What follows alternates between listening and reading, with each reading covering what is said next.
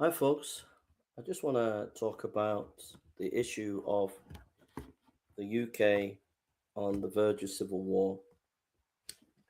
And I don't know how many people watch this. It might be five, it might be 10, it might be 100. I don't know. Maybe just a few people.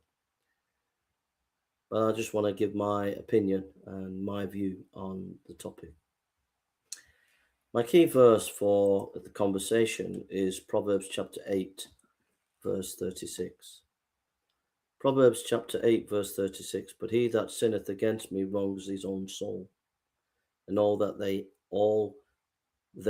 that hate me love death. But he that sinneth against me wrongeth his own soul, and all that hate me love death. We have a culture today, and it's a culture of death. When you depart from God, when a society departs from God, when a culture departs from God, and when a church departs from God, it becomes a culture of death. It says in Proverbs chapter 8, verse 36, But he that sinneth against me wrongeth his own soul, and all that hate me love death. If you hate God, you love death.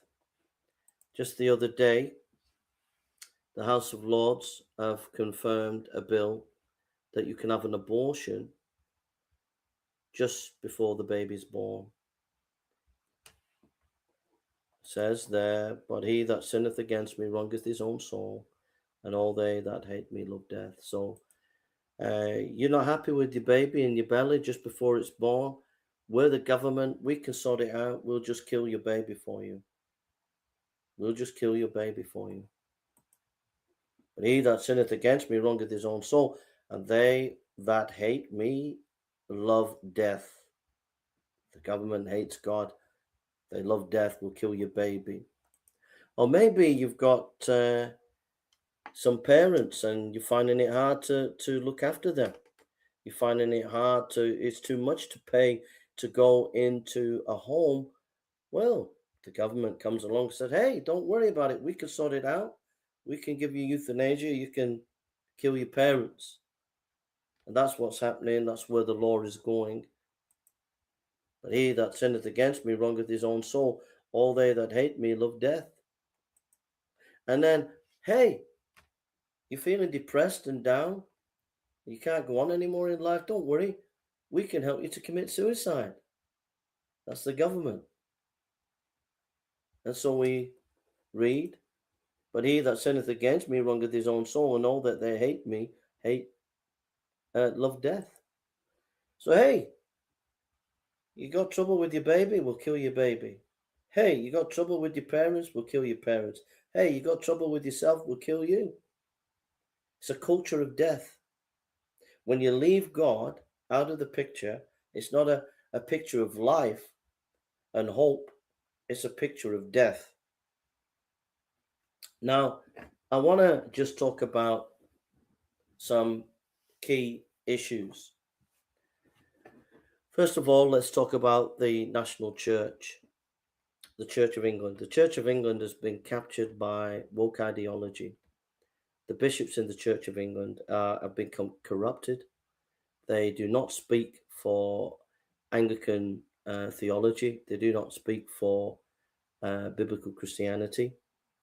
They are basically on the left of politics, and they are people who are willing to appease any government, and they're as weak as water. And they've implemented things that are directly against God's word, such as trying to implement gay rights within the church. They've only put a little stop on it at the moment because I think because of the finances. But basically, I think we'll all agree that the Church of England is just jelly. It doesn't have any backbone. It hasn't had any backbone for about 80, 100 years, especially. It's a national church that has not spoken for God, has not spoken the gospel, and is allowing Islam to come in and worship within the cathedrals, which happened in Bristol. It promotes gay rights, generally speaking, even though they put a stop to it just at the moment. But deep down in the diocese, there are many dioceses that are promoting the gay rights. They're flying the gay flag, they're flying the transgender flag. So the Church of England, in England, it's not globally, but in England, in the UK, it's not fit for purpose. It is it is apostaside. It's just left the faith. Doesn't mean to say there are some good people in the Church of England. There are some good pastors, good leaders on the smaller scale, on the lower ground. But as a national church, is corrupt, and that goes for the Methodist, and that goes for the Baptists. These churches have been captured by the world theology and the world's mentality, and is not faithful to biblical Christianity, has departed from the faith and has become apostate. So the church nationally in the UK does not know what its identity is anymore, has lost its calling, has lost its way.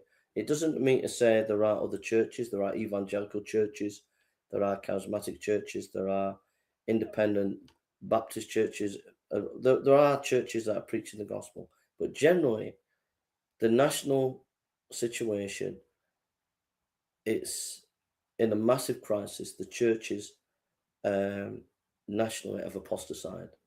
There are little pockets of faithful remnant in the Church of England, the same with the Methodists, same with the Baptists, but generally there's an apostasy there. That is serious because if you're lukewarm, the Lord will spew you out. So the national church is in line for serious judgment, real serious judgment from God. Parliament and the House of Lords are consistently promoting laws that are a culture of death and completely going against what God has said. So laws to promote transgenderism, laws to promote gay rights and things like that. That's against the word of God. And it's like a train going at 100 miles an hour and it's going to go off a cliff, and that is what our national politics is. It's toxic, it's unbiblical. It's not only unbiblical, it's completely apostate in rebellion against God as a political class. And that goes for the media and it goes for the education system. It's in rebellion against God, and it's going 100 miles an hour and doesn't care, and it's going ready to off the cliff. Transgenderism and gay rights is has become even more critical because it's being taught to the children, and the children are being corrupted. In the universities, the intellectuals are principally Marxist, neo-Marxist, and they are totally against Christianity. They are totally for destroying Christianity. The students are brainwashed with their anti-nationalism, anti-Christian ethos.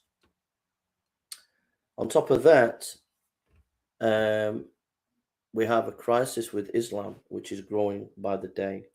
We have hundreds of Muslim Brotherhood officials in the UK who are being financed by Qatar, who are buying up land in London, buying influence in universities, buying influence everywhere, and slowly but surely turning the UK into an Islamic stronghold, which is putting added pressure on free speech within our country. On top of that, our country, our political class has declared war on the indigenous people, allowing mass immigration, which is destroying the identity of the country and taking away the rights of the indigenous people, meaning those who are living in Britain already. This is fomenting massive division within our society and massive resentment, which I think the authorities want. They want that division so that it stokes up division and it keeps them in power. On top of that, we're seeing our national institutions crumbling. The universities have become hotbeds of neo-Marxist ideology, transgender and gay rights and anti-capitalism anti-Christian at the universities. There's very few intellectuals in the universities that are willing to make a stand for nationalism, for Christianity in the universities, and critique um, these various ideologies like transgenderism and things like that. Um, you have hate crime laws that were introduced over the years by Starmer and others as a way of controlling the the free speech in the UK. It was really the hate crime laws were put in place to further this far left agenda because anybody who speaks out can be silenced with these hate crime laws. It's like Chairman Mao used young people to go around silencing people in China if they had a view. Well, the hate crime laws are doing the same work. They're there. They're there to silence the opposition, to silence Christians or anyone on the right. That's what the hate crime laws are there because they're arbitrary. You can't police what's in someone's heart. It's just not possible. So those hate crime laws, they are not workable, but they are workable for the state and for those on their side. And so that's why those hate crime laws are there. That's got a serious impact on people's free speech. Um, so the powers that be have already been involved in a civil war against the British people. There's already been a covert civil war against the British people. It could have started before Tony Blair. The Fabian Society had plans to bring down Britain. They've been involved in the bringing down of Britain, planning the destruction of Britain. But Tony Blair was part of the acceleration by um, encouraging massive migration, bringing in laws to allow that to happen, etc. So you got Tony Blair coming in and doing that. Now, as I said, there's been this covert civil war against the British people. And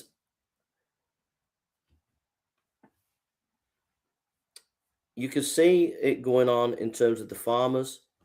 They are destroying the farmers so they can take over, the globalists can take over the farmland. So farmers are being hammered. You can see it in the destruction of local pubs. You think, well, what's the big deal there? If you notice the pubs are closing down, that stops people from meeting and talking and saying what's going on. It's breaking the social fabric of society. You can see it with the encouragement of Islamic prayer, public prayer, where mass thousands of Muslims are in the streets. That is purposely the powers that be committing civil war in Britain. The reason being it's breaking down the identity of what Britain is. It's destroying the last vestiges of identity, no longer a Christian nation, basically. So that's an attack.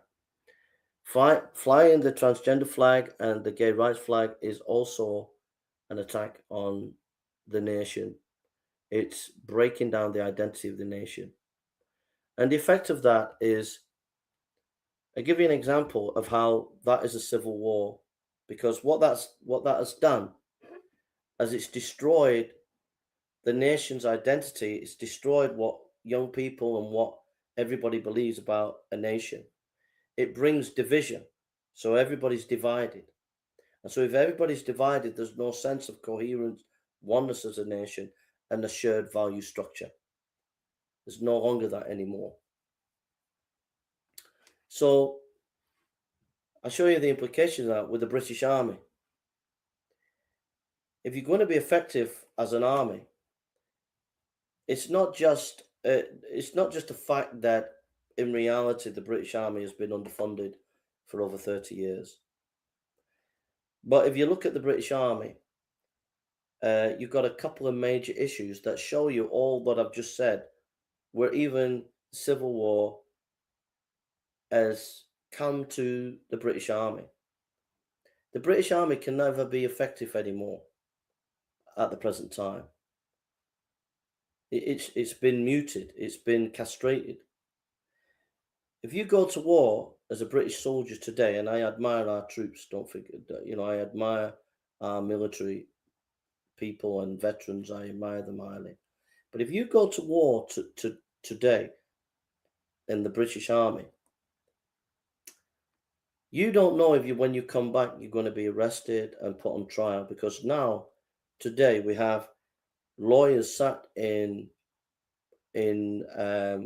smoke rooms who are wanting to make money, and when you come back, they'll investigate you, and if they can find something on you, they'll take you to court. That's a reality now. So what that means is, when you're a British soldier, you're in the front line and you're about to defend your fellow troops, you're going to think twice, because you think, if I defend my fellow troops, I might return home and then be taken to court. So what that means is, troops then are frozen. They're not able to make decisions that they need to do on the battlefield. So that's one area where that is a civil war that's being done. You see, civil war doesn't have to be guns, and it can start with covert operations. And so we see a covert operation to nullify the British Army. We see that the British Army no longer has the ability to make its decisions, because if it makes decisions, they could be taken to court. That's why you've got these lawyers now taking ex-SAS and military that were involved in Ireland. They're being taken to court. So the other one is using international law. International law is a nebulous thing, but that is also being used to nullify the British Army. Oh, we can't do this because of the international law. That is a covert military operation against the British Army. By nullifying the British Army, by saying, that's what the far left do. They use international law to manipulate situations. And they're saying that international law, we can't do this, we can't do that. A lot of these politicians, when they want to make decisions in Britain, they're not allowed to do it because the lawyers say we can't do it because of international law. This is a covert civil war operation on our people, on our army, on our politicians. You can't do anything because of international law. Another area where there is civil war taking place, covert operation, not physical, violent civil war, but covert operation, is in the area of the police. The police now are not able to operate the way they used to, and you're not able to make decisions as you used to as police. A police officer used to have the ability to make discretions when they go to arrest people and when they go. Now it goes back to the senior officer back at base. And their priority is not arresting burglars, it's not arresting those who are what can I say, drug dealers and things like that. Their main priority is to get the ticks and the statistics, and what they want is crime solved. And one of the quickest way to solve a crime is social media posts. So you find a lot of police are involved in things that really police shouldn't be involved in. That is policing the people's conversation. And so you have police officers now going around as kind of Stasi, knocking on your door, saying you shouldn't be saying this, you shouldn't be saying that, as their main work. That is the senior officers doing it. But that is a civil war psyop done to the police. The police no longer, the average policeman no longer has the ability to think for themselves. It's been taken away from them. And to prove the point is, now as a police officer, in order to be a police officer, you've got to get your police badge, and you've got to do that on a regular basis. What that means is you've got to pass exams on a regular basis to keep your police badge. But that police badge that you've got to keep, it's going to be based on woke ideology. So if you don't accept that woke ideology or fit into that woke ideology, you will lose your police badge.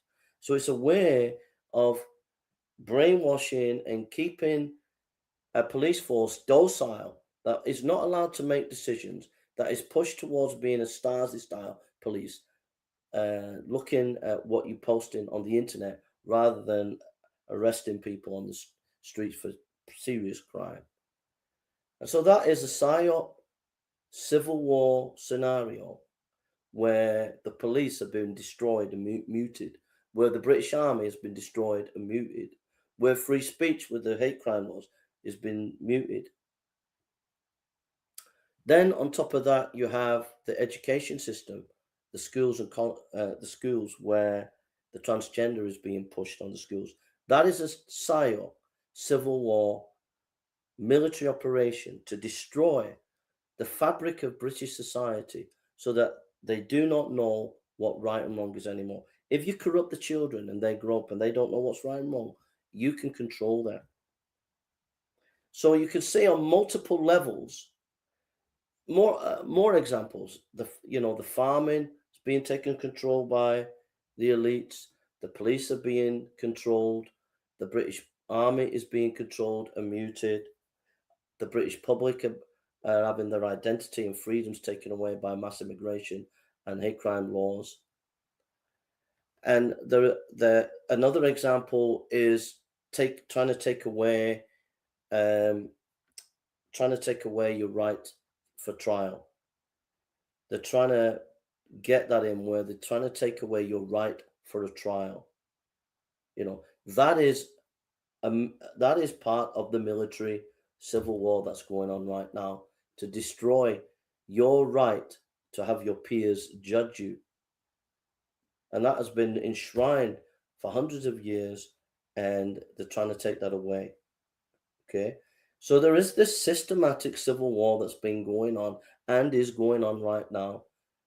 And most of the British people are not really fully aware. So they're stoking up division. They're taking away the rights of the farmers, taking control of that, taking away the right for trial, muting our army, muting our police force, corrupting our children. You think, Jay, are you off your head? The KGB used to do it.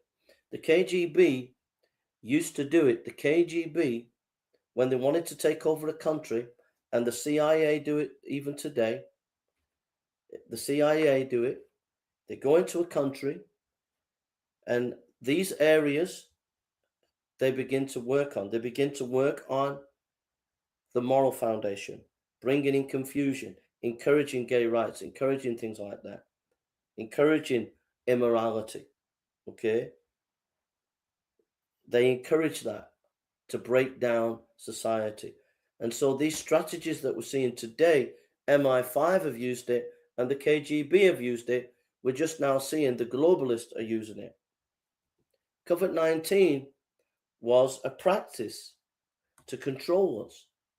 What COVID-19 was a psyop to see how we would behave, to see how we can be controlled. The problem is they pushed it too far. Now people are aware of their strategy. They pushed it so far, and now people are aware, and so they can't use it at the moment. So what they will use is a third world war. But they use COVID-19 as a covert operation to see if they can control people around the world. And it was working, but they pushed it too far. And so it woke a lot of people up. Right? But that was a practice. That was a civil war, psyop civil war operation on our country. Getting everybody to clap as they did. There was, if you don't believe me, the British military intelligence service was involved in censorship of the British people, which is a scandal that has never been really looked into or exposed. But the British intelligence service was involved in censorship, finding people who disagreed with what the COVID-19 media was saying, because there were some eminent scholars, eminent doctors, eminent pediatricians, eminent people in the medical sphere who disagreed with that vaccine, and they were silenced. And the British military brigades, and there's special op brigades that were specifically set up to monitor people during COVID-19. That was a military operation against the British people. But it was a practice for the future. So what I'm saying to you, what I'm trying to say to you, is that all across the line, there has been a civil war being conducted on the British people. You can see it's happened in Ireland. You can see it's happening in Germany. It's happened in France. It's happened in Holland. And it's not me just saying it. The American government produced two papers recently, a couple of weeks ago. Two papers, and they do this every time there's a new government in. And it sets out the strategy of the new government. And the Trump government announced their two papers. One was the economics, and the other one was their strategy for the future. And in that paper, for the strategy for the future, it stated that they were worried that Europe would not be an ally in the future if they continue with mass immigration and they continued the way they're going on. So the paper that was produced, and it was very significant, very important paper that sets the tone for the Trump administration. It was basically saying we cannot rely upon Europe in the future because of the craziness, the way they're going. And so the PSYOP operation of destroying the West, but also destroying Britain, was mentioned in the Trump report that came out only a few months ago. That was stating that this is our strategy for the future, and one of it is we have serious concerns about Europe and the future of Europe. So what I'm saying is, it's not just me, but there is academics in America that have spotted what's going on. This PSYOP, self-destruct, suicidal button within the West and within Britain. On top of this, trying to think now, but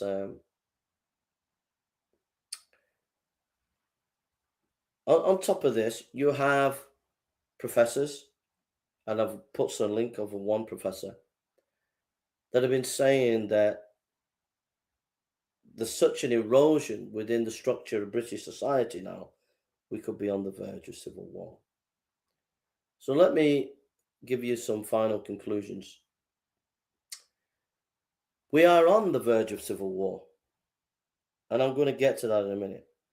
But there has already been a civil war conducted upon us by the media, by our educational institutions, by the government, by Parliament, by our political elites, by the vast majority of intellectuals in the country.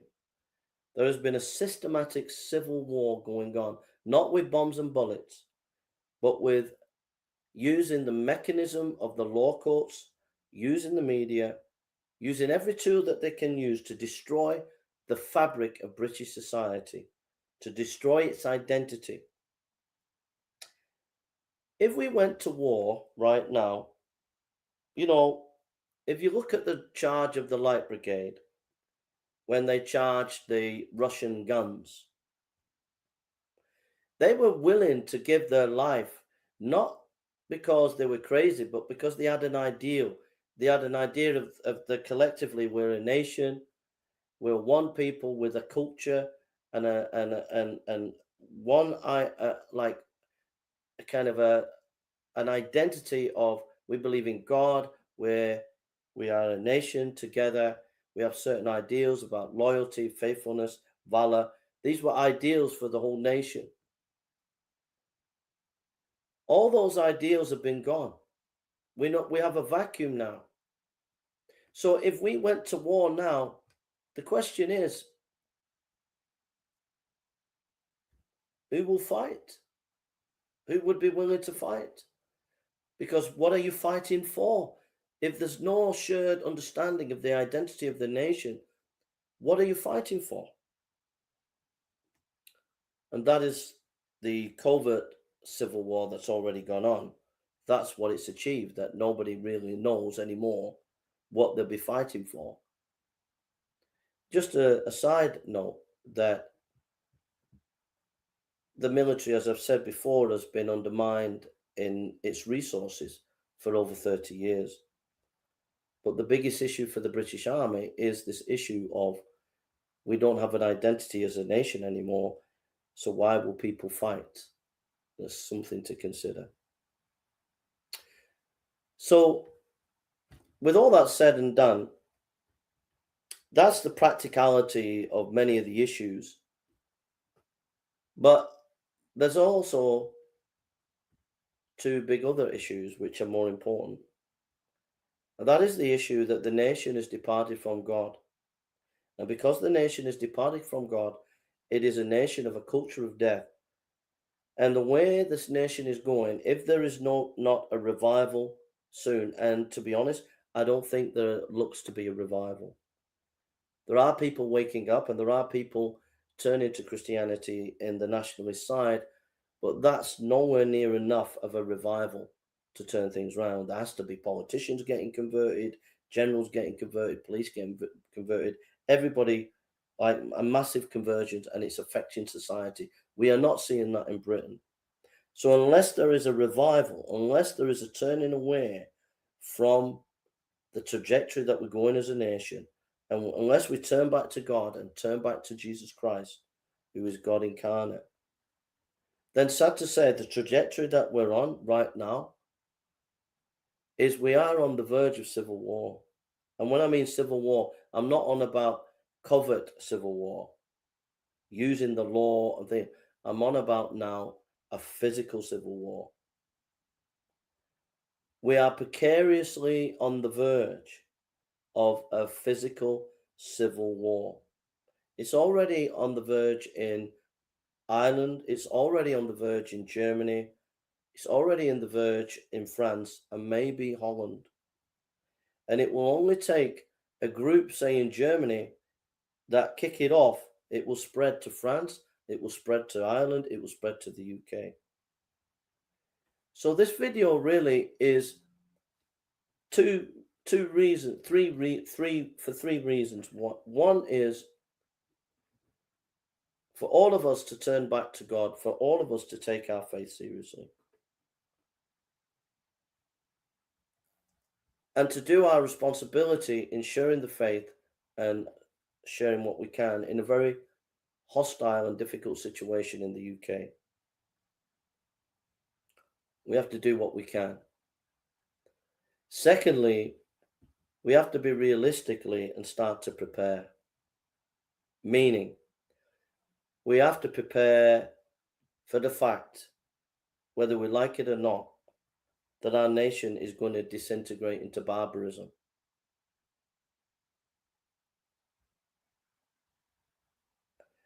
And that begs the question of, are you going to stay in the UK or are you going to leave?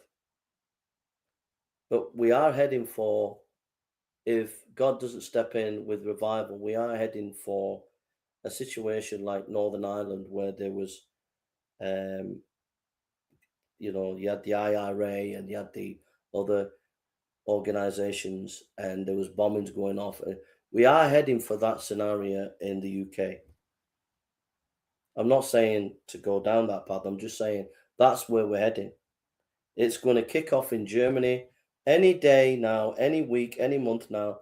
It will kick off in Germany, or it will kick off in France, or it will kick off in Ireland, and then it will kick off in UK. At any moment now, in the next year or two, we're going to see a situation like it was in Northern Ireland. And people have to prepare themselves. You have to prepare yourself in terms of, do you want to stay in the country or are you going to leave?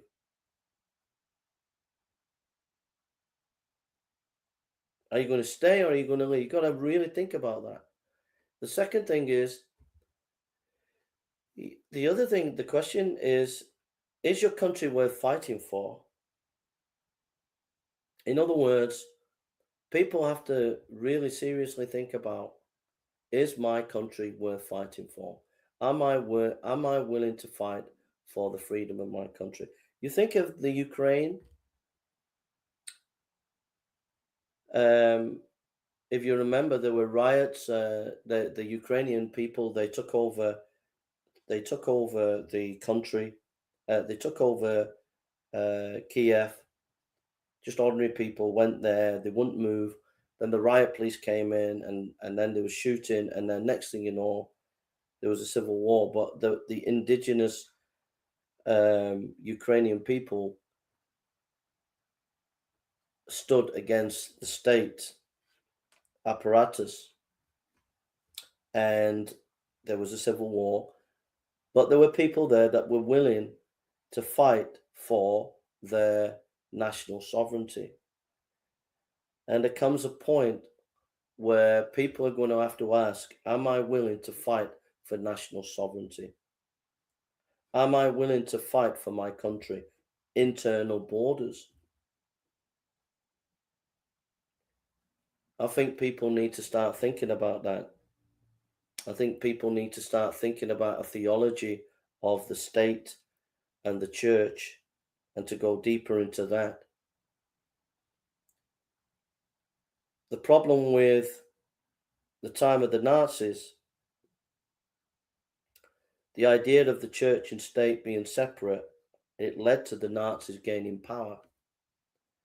In other words, the Lutheran Church said we don't get involved in politics. And what happened was um,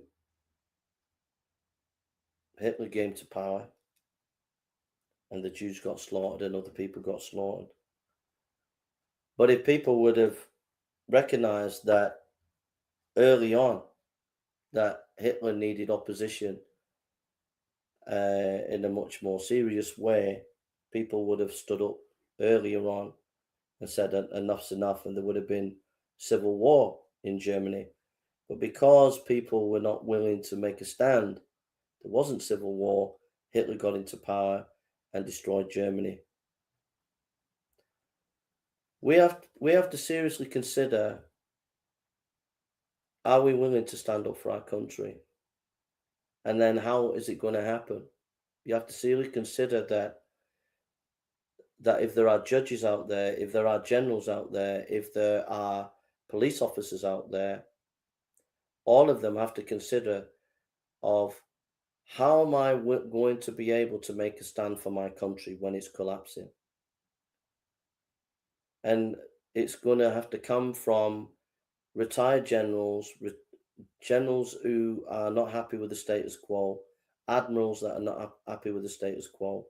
I know that there are many officers and soldiers and army and navy and air force who are not happy with the way the country is going.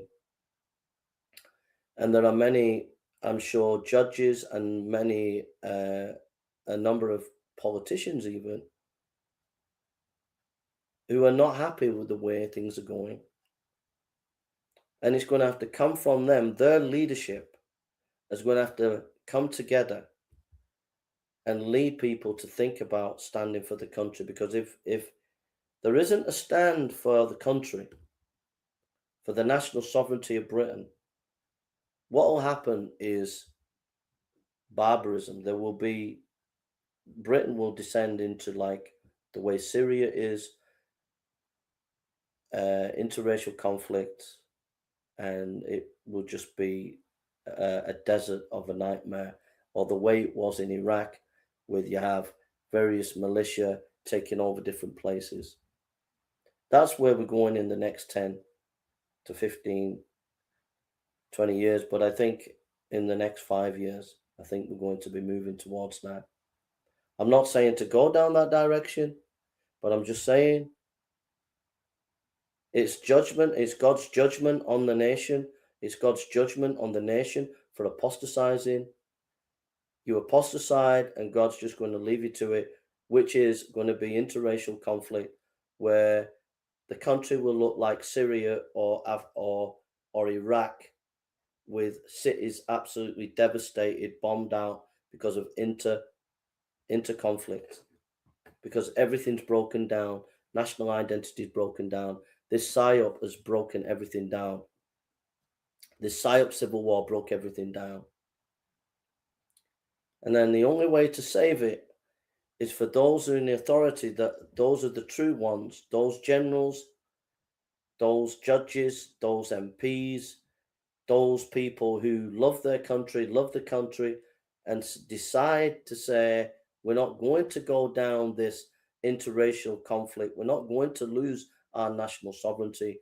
We're going to make a stand, and we're going to take over. And that's going to lead to a civil war. I'm not saying to do it. I'm not saying to go down that way.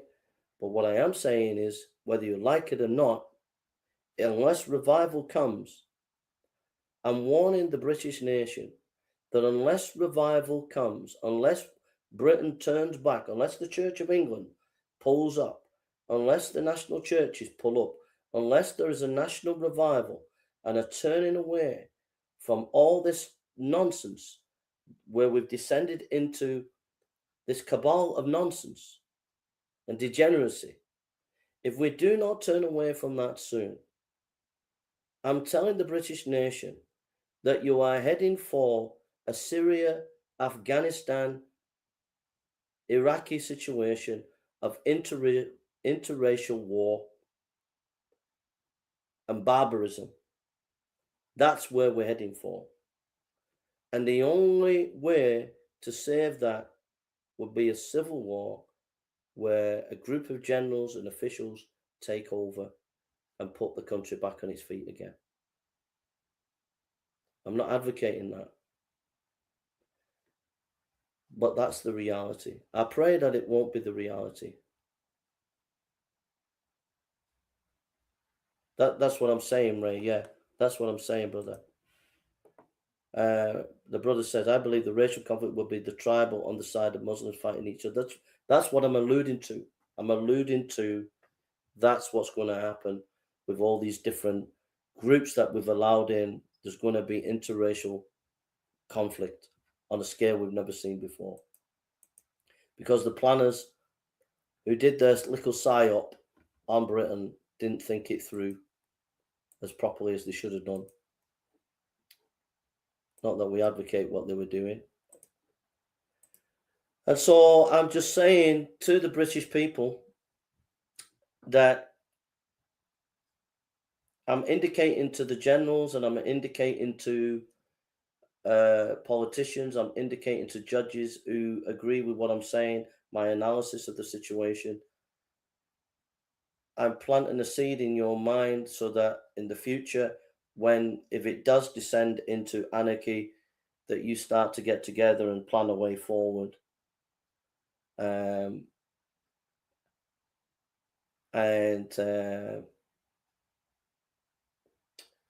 I'm just trying to warn people that if you don't pull up, if you don't sort yourself out, if we don't sort ourselves out as a nation and repent and turn back to the Lord and turn back to our faith in Jesus Christ and turn back to our heritage, then I'm sorry to say that we are heading for civil war. I don't want that. I'm not advocating that. Again, I don't want that. I'm not advocating that. But I'm sorry to say, I don't want that. I don't want Britain to look like Syria, where houses are bombed. I don't want Britain to look like Gaza.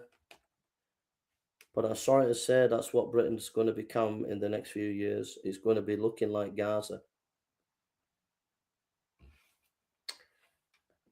And that's because of this verse. But he that sinneth against me wrongs his own soul. And all that hate me love death. Proverbs 8, verse 36. But he that sinneth against me wrongeth his own soul. And all they that hate me loveth death. You can get an abortion now when the baby's just before it's getting born. You can top your mum and dad off now, or they're aiming to top your mum. You're aiming to have a law where you can have euthanasia and top your mum and dad off.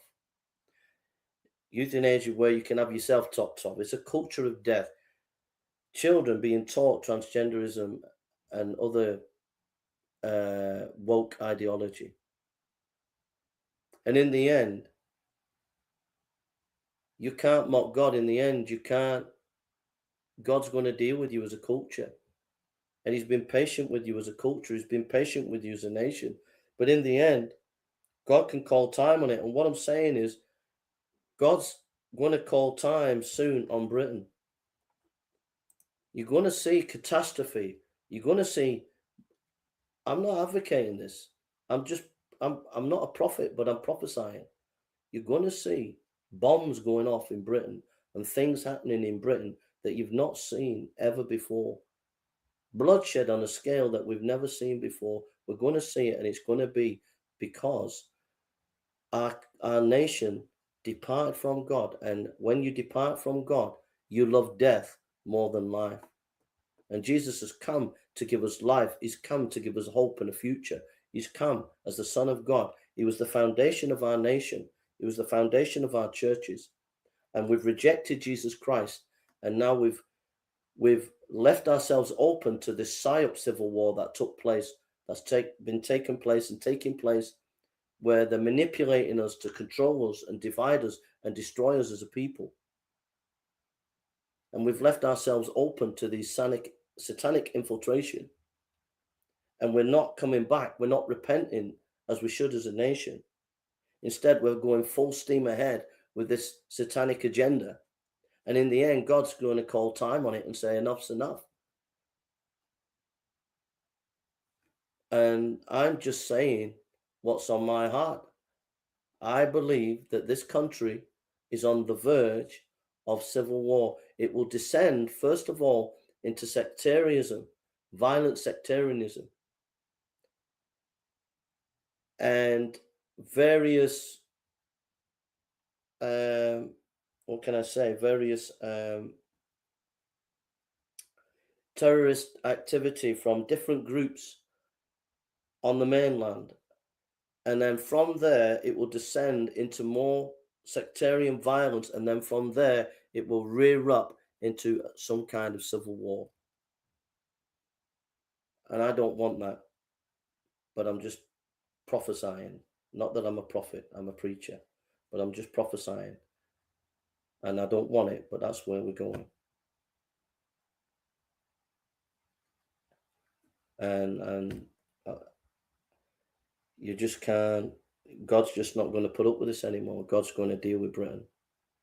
And maybe out of the mess, some good will come. Maybe out of the ashes, we'll return back to God. But that's where we're going. And it's a very sobering thought. And so we need to be praying a lot that the country will wake up, that the people will wake up, that the British Army will wake up, that the police will wake up, that our institutions will wake up, that our politicians will wake up, that the churches will wake up. We need to pray. Because if revival doesn't come, if the nation's not woken up soon, then I believe what I'm saying is going to come true. And I pray that at the last hour, that something might happen to make the nation wake up, to really, really wake up.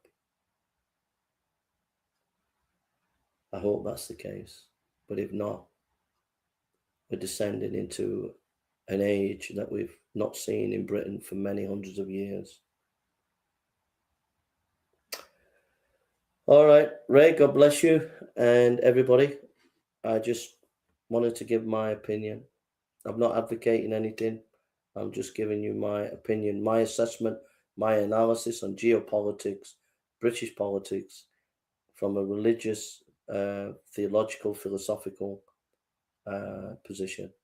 I'm just giving you my analysis. May God be with you all, and may you turn to the Lord Jesus and find your peace and rest in him. God bless you.